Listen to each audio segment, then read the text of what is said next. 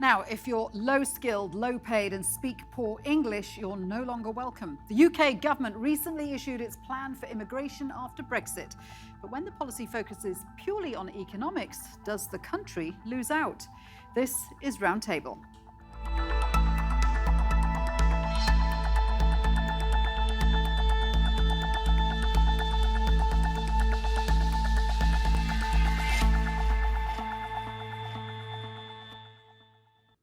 Hello there, I'm Shuli Ghosh. From Brexit to Britain to populist movements in Europe, arguments against immigration are well rehearsed and have proved appealing to voters. And at the centre of the debate, the idea that cheap migrant labour threatens the jobs and wages of other citizens. But is it time to look beyond the economy when we talk about immigration?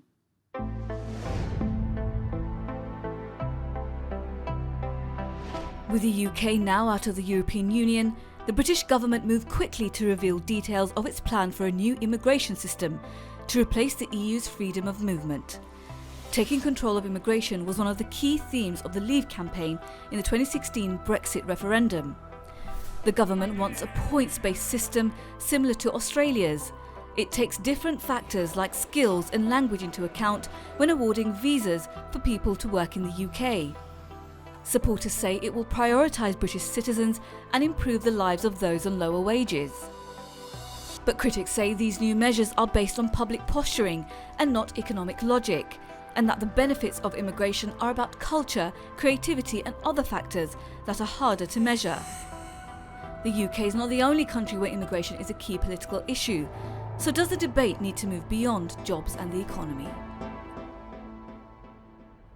So let's introduce today's guests. With me at the round table is Farouk Chowdhury, advisor to independent think tank Global Future, Robert Oles, director of the Bruges Group, and Nels Abbey, author of Think Like a White Man. Gentlemen, welcome to the studio. Nels, let's start with you. The UK already has a points-based system for non-EU immigrants, so what's the problem? Well, the problem was that there seemed to be an insatiable appetite for a stronger and harsher immigration reform.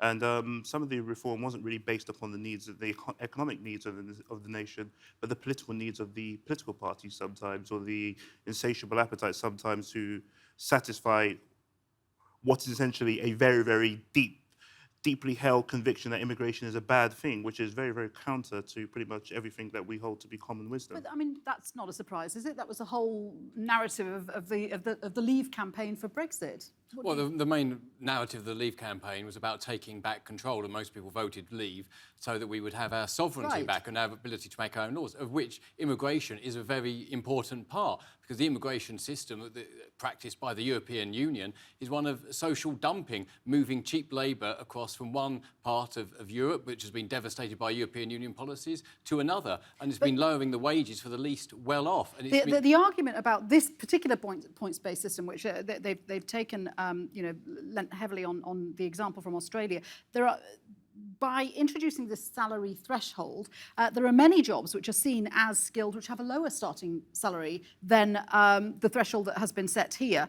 Nurses, teachers, radiographers, midwives and paramedics. So how have they come up with this particular threshold? Well, an immigration system which is taking the best and the brightest from other countries where people have been trained at expense just because we're not investing in our own people in this country, people who are already here. Instead of investing in training, skilling up people who are resident in the United Kingdom, we're just taking people from other countries that, at their expense, where they've been gone through university and schooling, where they could be making a real positive contribution in building up their own countries, rather than us actually making sure that people in this country get the first call. So you're saying we shouldn't be taking higher skilled, higher salaried workers from other countries? If there is a specific need that... But it is very, very rare, because this immigration system that the government's proposing arguably doesn't go far enough, but it is very rare that the market or government action in terms of training cannot provide the skills that we need going forward. What do you say about that, Farouk? I mean, in today's world, it's a question of perception. And, despite all, the regulations and the numbers and stuff, the perception now that it gives about Britain is it's a country that's not open. It's a country that we can't trust. It's a country that's no longer attractive. And actually working also in the cultural industry, our creativity, our diversity, actually 40% of our British cultural icons come from migrant minority groups, and they invigorate our culture. And having other perspectives, other experiences, other ways of seeing things is actually what makes Britain great. We've still got the best university, amongst the best we're not universities talking in the just world. about We've still got the universities. highest We're foreign talking about direct the investment, cultural apart from China. the creative industries in Britain make it stand out from the rest of the globe. I'm sure we still lead the way in that. Absolutely. Well, we won't lead the way with the way we're of course going now, we've because we're gonna shut down the pipeline. we've heard this Let before. Farouk put his point. Why do you think that this is going to harm creative industries? Because the thing is, the very nature of creativity means that you have to celebrate difference. You know, where we get new ideas from is not spending our whole lives with people like ourselves. I've said that quite often. We spend our whole lives with... The government is the most diverse ever. I know, but what I'm saying is if you spend a whole life with people like yourselves, we're never going to learn a thing. We're never going to come up with a new idea. We're never going to innovate. Even from the economic argument, when people come from different experiences, different perspectives, they give us new ideas. They actually invigorate and make our culture greater. And that's what makes British culture great. Let me bring in I Nels just want here. to respond to a gentleman. You started off by describing EU immigration policy as, quote, social dumping. Absolutely. And then from there, hold on. Let Nels put and his then point. from there, you then went from social dumping, as in moving cheap labour and everything else. Then from there, you then spoke of skilling up our own actual population at the exact same point. Yeah. And then from skilling up our own population, you then went to the social elements at the exact same time. My suggestion is that your argument is a little bit like the immigration policy itself. It doesn't make as much sense as it should do. That seems to be all over the place. That there's no coherent argument looking at what is, the economic argument, what are the needs of our nation, our economy and our society. Then we have as Farouk pointed out, the actual social argument, which is when you look at things like the creative world or so. If you even take an example, if we look at Great Britain today, and we look at our cultural icons, perhaps our greatest cultural icon that is probably known around the world or so is probably William Shakespeare. Based upon the current threshold, for the current salary threshold and the actual earnings needed to actually attain the points to get into the country in the new system, William Shakespeare wouldn't qualify to get into Britain today. That's a great point. And also, too, when you also Because he's a writer. Because he's a writer, and writers, on average... Well, I thought the creative industry could only cope with importing people from other countries. But it doesn't. That's the argument we've just heard. I'm sorry, that does not... I think you're making a good point, but the relevance is quite... to this immigration system is quite clear. There is since an the Brexit argument, referendum. as Robert has said, that there is seen to be a need to increase the training and skills of people in this country. So, that is an argument that a large percentage of the British population agree with. I agree with that. The thing is, why didn't we do it before Brexit? Why has it not been done before? Why does it need a mechanism that dumps talent out of this nation to start thinking about the people who currently exist? I mean, this is... Well, it's not dumping talent out of this country. To say that we have less requirement for low-skilled, low-productivity jobs, people who would be coming here don't we? I mean, who's going to look after our elderly? Who's going to pick our fruit? Is the argument that well, people this say. is the thing. We've built an economy in the UK where the least well-off are neglected, where we have a lack of investment in tooling and technology. And this was a report from the Deputy Governor of the Bank of England, Ben Broadbent,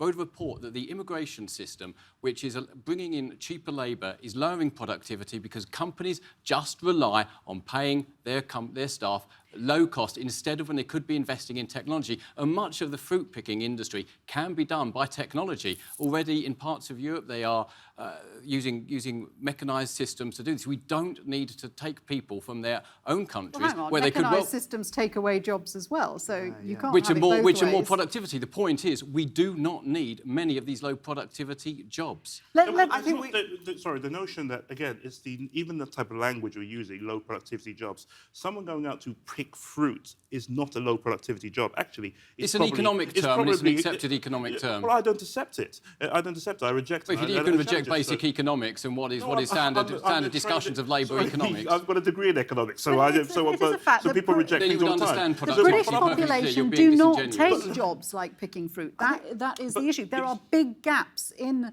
the workforce that need to be filled, surely. Well, if that cannot be filled, if it is impossible for our own market system to have companies invest and train up their own staff, is it impossible for our schools and our universities to give people the skills in this country that they need, then of course we should look abroad. But I'd be very surprised if throughout our whole of our system, Michael Porter wrote a book about we'd have a distinct lack of investment in training people in our skills. We may be bringing many graduates forward through degrees in humanities. We need to be focusing on practical skills that can contribute to people's futures and get this country working properly for all. Sorry for it. I know you're not getting much. I'll let you a second. Okay. But there's many different things, and I do enjoy listening to GT, Ron, but there's a lot of different things there's a lot of different arguments that you're coming up with. The economic argument is that we should stop bringing in cheap or low-wage labour to help out with the things like picking fruit and everything else. And I must say, I'm a proud son of that low-wage labour. When my mum was a cleaner at an organisation I went on to be an executive at. And but there's one thing we need to remember with these conversations, and that's also the inflationary impact too. That if you speak to farmers or so, they'll even say to you that finding local British people to actually do this type of work is often almost impossible. Because the wages have been so low. No, but they also point out even when the wages are high, reaching that threshold to a point where the wages are high enough to actually attract British workers also makes the actual produce itself almost, because of course the price of that actual high cost labour will be passed over to the consumer, and it makes the actual product less competitive on the market, and it makes imports into the UK more cheaper. There's other economics. We could talk about the prices of rents increasing, the housing costs. We can talk about how since the Brexit referendum there has been less immigration from Eastern Europe, and the salaries of the least well-off has started to outstrip inflation for the first time since 2008. That getting more money to the least well-off should be the goal of everybody around this table in our society. That should be the key aim of policymakers. I don't disagree and with that you, is happening. but the question, and that's all this government is trying to do. The question is, you use the word we. Who is the we in this argument? You know, the thing is, these are corporations and companies within Britain that have exploited cheap labour for a long time. You're right. And if they'd raised the wages, they would have been more attractive maybe to British workers. But that is not an immigration policy. That's a greed policy. Yep. And that comes from economics. And economics is the problem. And actually, if we don't... It's been allowed by the system of immigration, which has allowed it. Yeah, but who are the people who've allowed this? Well, it's the European Union, which is a behest to corporations. It's been the European opened the doors in 1997. But it's also successive governments which have not invested in the skills sector. Absolutely, and there is something ironic now about a system that is an immigration system based on points, which is being championed by the likes of Sajid Javid and Priti Patel, who themselves are children of immigrants, who would not have qualified under the point system that they themselves are now championing. This is what the danger... What does that say about the diversity of the kind of skills that we're seeing in this country? You know, and that's the thing, you know, actors, musicians, you know, technicians who come from Europe and outside of Europe, we rely on, the cultural and creative industries rely on those. And actually going back, you know, like I said, you know, diversity has been the bedrock of our creative growth. I mean, in the last 20 years, there's been so much investment, so much openness. And I go around the world in my job all the time, and people admire Britain. They say, wow, you know, it's an extraordinary country. It opens its arms to other people, accepts new ideas and stuff. And that has been almost our USP. Well, that's exactly. And that is not going to change. Well, but people... We led the way... Can I just finish for a second? Sorry, it changes perception. And the perception now is Britain is a place that's no longer welcoming, is no longer open. But to be fair, this is not something that is limited to Britain. There has been a rise of populist nationalist feeling across... Well, actually, Europe, there hasn't been a rise of populism at all. That's just a pejorative term that's used to discredit those who are putting up their hands, saying, wait a minute, hold on, the government's imposing economic... Even the leaders of who ran, Nigel Farage, Donald Trump, the leaders of this movement describe it as a populist movement and say that populism is proving to be quite popular. That was Nigel Farage and his last day of the European Parliament, winding up his other fellow members of the European Parliament. I don't think anyone can argue that there hasn't been a rise in nationalism across the Western world. Well, if you look at phrases like "take our country back" and "make America." Take back control. That's not nationalism. Having running your own country with a democracy that's accountable to the British people, to those who reside in the UK, is not nationalism, that's basic Even democracy. when we talk about our own country, whose country is it? This It is the country. people- it is the This people who country was reside built in this country. by immigrants who came in post-war to help run our health service. And who would have run regarded themselves as British, as And many of them are being deported to this very day. Many of those people are being deported. The moment there's something goes wrong, where they can't find the right papers or something else to that effect, they were deported and thrown out of this country. Which was a policy started by Labour and conducted Absolutely, by but pro-European there's pro-European another Home element to this Secretaries, too. people who've either opposed politically, Robert, you but clearly have not the people who are on my side, which about Brexit was about looking to the I rest get the of impression, world. Can I Robert. just say, Sorry, can I only- say this through? Sorry. I get the impression, Robert, that you're not that keen on the European Union. I think that's fair to say right now. But we must be honest that Britain's relationship, the anti-immigration hysteria that has pretty much captured hold of us right now, predated our entrance into the European Union. It's something that we've always been about. If you go back all the way to when my mum came here in the 60s or so, mum came here in the early 60s, so probably before you were born, young man. She had to face that. She had to face that situation or so too. So if you go back to as any far time you can find, and Britain, knowing our history, know who we are, because we talk of post-war immigration that helped build this country long before a war. Before anything else. Before you defame our country, yeah, go ahead. The facts are that the attitude towards immigration in the United Kingdom is more favourable towards immigration than any other country in Europe. You talk about hysteria towards immigration. That hysteria simply does not exist. Yes, there will be people. That. I think we've had for a long time, our attitude to immigration has been comparatively to other nations, I think, a lot better. But the reason why, can I just put please? You know, we need to acknowledge that there is, and we saw this with the referendum on leaving the EU, there is concern about immigration, and it simply cannot be an unfettered, uncontrolled thing. This is what people are expecting. Now, the points system that has now been introduced, the supporters of it argue that this is something that's going to reduce the numbers of unskilled migrant workers and give us the access to the best people coming in, and this has worked for Australia. So my question is, intrinsically, it doesn't stop immigration, it just makes it more refined.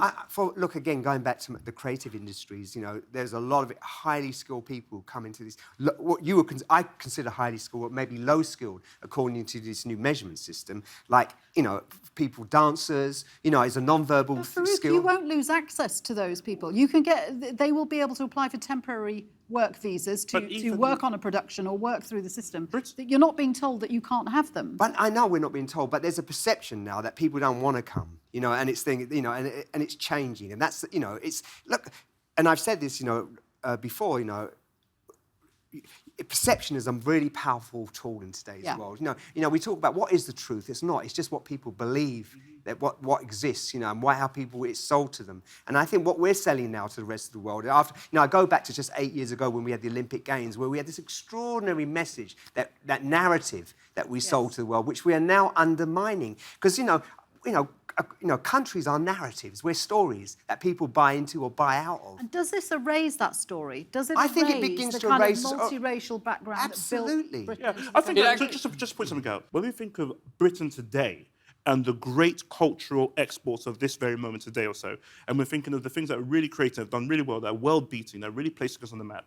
These are cultural phenomena that are created by working-class children of immigrants. Absolutely. When you think of grime music, when you think of R&B and soul from a British perspective, soul to soul, going back to the 90s. Food, fashion, these are all dance, the stuff that's created by the children of immigrants, the stuff that really just come up Okay. So what via do you say poverty to and that? everything else, and done things, and Well, gone to conquer the world. Britain's always led the way. Always led the way in creative industries. No, it hasn't. Absolutely, No, it hasn't. the British invasion of America. We've always been The British incredibly. invasion of America was actually cultural appropriating African American culture. I don't buy the term cultural appropriation. I call that cultural appropriation is a misnomer. Enjoying other people's cultures, the cultural mixing that you're talking about. Cultural looting other people's culture, calling it your own, calling it invasion into their own country. The Rolling Stones who were named thieving after other a people's Muddy culture. Waters song. Who were named after And why not? And how great that is. How marvellous that is. It's a beautiful thing. It is Absolutely. All right, I'm glad we can all enjoy that. Do you accept that if with this new immigration system, we're going to welcome in certain skill levels, certain salary levels? So brain surgeons, great. Dancers, no. Is that a problem for our country? Well, where there's a need, we will then apply the... There'll never be a right- need for dancers. But also. critics are saying Of course it's going to create a kind of skills apartheid. I mean... Well, that's an incredibly loaded term. What we're just trying to do is give a fair chance to people who are in the UK already, who've been what are left you on the saying scrap heap. Okay, when we talk about the scrap heap, what are you saying will be the actual tangible effects of this on Britain's economy? Wages for the least well-off will rise. We're seeing that already, and our productivity will rise. We shouldn't be relying on cheap labour. Quite simply, that's the future going forward. Where are we going to get cheap labour from then? Well, we'll be having labour that pays a reasonable salary. We will not be having an economy where we are literally building rent-seeking properties, where all the investment in London is going into, where there was once industry, going into building properties, renting out highly inflated costs to people who cannot afford to pay those rents, more than half their salary. I just want to ask more, how are we going to pay higher wages, given that we are now facing a period of very low economic growth and could, because of coronavirus and other factors, be looking at a global recession? It's already changing. The wages for the least well-off are already beginning to outstrip inflation. Long may that continue. People have had a raw deal now since 2008. That is beginning to change because we're coming out of the European Union. But this new system is not going to be in place until the end of this year. So the changes that you're talking about have not resulted from the new immigration system. They are, because there's been less immigration coming from Eastern Europe, which has been one of the major bugbears of many people on the Leave campaign, because it was unchecked, it couldn't be controlled. We had zero rights to do so. In most circumstances, only in exceptional circumstances, could they keep out people because it was deemed to be not in the public interest to have people with, say, for instance, outrageous views that don't fit into our liberal society, which is something we also need to consider when in our immigration policy. It is not just a question of pounds and pence. We need to make sure that anybody coming here, so far they've kept out Laura Southern, Geert Wilders, people from the United States, David Spencer, people who the government thinks are not going to add to the harmony that we would like in the UK. But surely you said that's a good thing. You accept that Geert Wilders being kept out, and David Spencer, or Richard Spencer, who I think you're talking about, and those sorts of that ilk of people or so, the alt-right, the white supremacists or so, and that they should be kept out of Britain. Well, yes, that we should not, and also Islamic extremists as well, or indeed we have seen a crisis within certain parts of our communities where there are people who have been allowed in. We know that Newsnight have focused upon extremist groups in Slough, people who come from Eastern Europe. That's a different argument, isn't it? Because we're talking about asylum seekers and refugees. We're shifting the argument. Well, no. This asylum seekers is a very small amount. We're coming to the end of the programme, Dan. I just want to know, how do we all think this is going to affect the fabric and the makeup of British society in the years to come? Well, I particularly think we'll be culturally impoverished. You know, and I've said this quite often. I think when you go back through history and you study countries and cultures, you don't look at their economics. You look at their cultures and their arts, because that's how you measure how brilliant they were. That's how you measure how they saw themselves. That's how you measure how civilized they were. And if we end up in a situation where we're just driving the economic engine forward and neglecting an essential part of our intangible value as a nation, we will end up impoverished. Robert, how do you think this is going to affect the fabric of British society in the years to come? It will protect the fabric of British society. If there is too much unchecked immigration, then the degree of harmony that we have is indeed threatened. If we allow in anybody, regardless of their views, but that's never been the case. We've never just allowed in everybody. Unchecked immigration. Well, we do from Eastern Europe. But if we have too much of a liberal policy, as it were, on immigration that makes it too easy, then the tensions will emerge between communities. We've seen recently how Trevor Phillips has warned about the isolation that certain communities are having, and he was suspended from the Labour Party for saying that, for speaking out. One of the champions for racial inequality in the UK. Trevor Phillips is pretty much is widely considered, and I'm from Trevor Phillips's community, Trevor Phillips is widely considered to be a brown man like myself who happens to be a racist. And that's so the type of stuff he says or so is stuff that appeases and appeals to a certain He's demographic someone who in our wants, society. he wants integration and harmony within the UK. No, He's not Trevor asking for Phillips- assimilation. He's just... Trevor Phillips wants his ego and wants his ego Trevor massaged. Phillips would probably Of course. It's very utterly harsh to call him a refute the fact racist. I that he's think a Say it with my racist. chest Just want to out. make that Yeah, clear. absolutely. But Nels, how do you think that this points-based immigration system, which is due to come into place at the end of December 2020, how is that going to affect British society going forward? I think, again, it's already having an impact. It's already making people like myself or the actor Riz Ahmed and other people or so who are already pointing out that Britain doesn't feel like home anymore, that it feels like we're being rejected. So when we see how we speak of Eastern Europeans or so right now, who are largely, for all intents and purposes, white people or so, are being treated in one particular way and being spoken down in disdain. And I would like them to know, from my British perspective, they're very welcome and appreciated here and for their contribution to society. But we see how they're being spoken of. How are the Africans or the Asians going to be viewed in the future or so? And the problem with it is that I don't think that this is going to make us more cohesive or a more celebrated society. I think it'll make us a bit nastier, and we're emboldening and empowering very, very slightly ugly elements within our society. This policy is being driven by Asians from an African background. And who also happens to harbour the calibre of tendencies I spoke of with Trevor Phillips too. Gentlemen, we're going to have to leave it there. It's been a really interesting discussion. Thank you very much indeed to all of you. And thank you for watching. Remember, you can see more discussion and debate on our YouTube channel. Search for TRT World Roundtable.